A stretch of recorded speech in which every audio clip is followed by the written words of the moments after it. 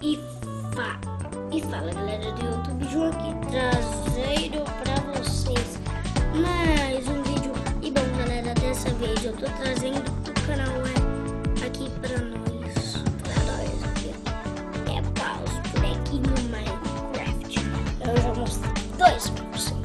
Sim, um chamaram Steve e outro chamaram Cláudio. Então vamos mostrar.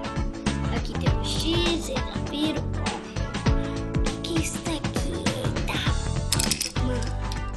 aqui, ó, tem esse negocinho pra você pôr espada. Espada. A espada, velho. Aí você vem aqui, ó. Você tem que ver aqui, ó. Pô. Certo? Ai, que droga.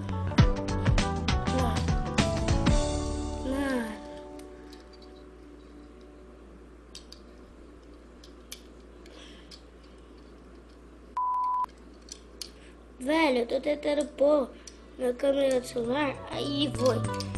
Aí, galera, fica na mão dele, fica muito louco, fica louco. Na mão do Zumbi também.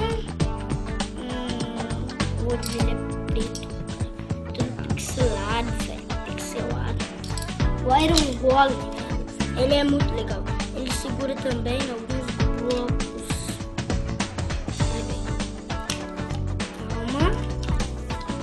Eu tô filmando com uma mão, eu tô tentando arrumar com o pé e com uma mão. Aqui, ó, tem uns blocos que ele segura. Deixa eu ver se ele segura aqui. É o que não segura. Calma aí. Aí, eu acho. Não segura não. Agora sim, eu acho que ele não segura. Eu acho que só o de Iron ele segura. Muito louco.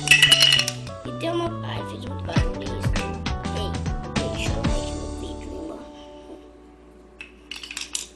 Aqui deu o Cláudio, velho. Sabe o que dá pra fazer com o Cláudio? Você arranca a cabeça dele. Ah, Cláudio! Você vê aqui, ó. E deixa ele pelado. Você deixa o cara pelado. Você deixa o cara pelado. Pera aí. Aí, ó. Você vê aqui.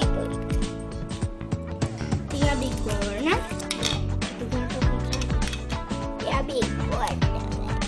E a crafting table, velho, mano, muito foda. Muito louco. Aqui, ó, o bloco de grama e o bloco de ar. Espero que vocês tenham gostado do vídeo. Eu também espero.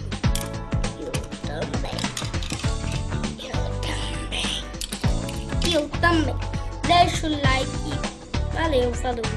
Tchau. Meta essas espadas, não deixa o like. Tchau.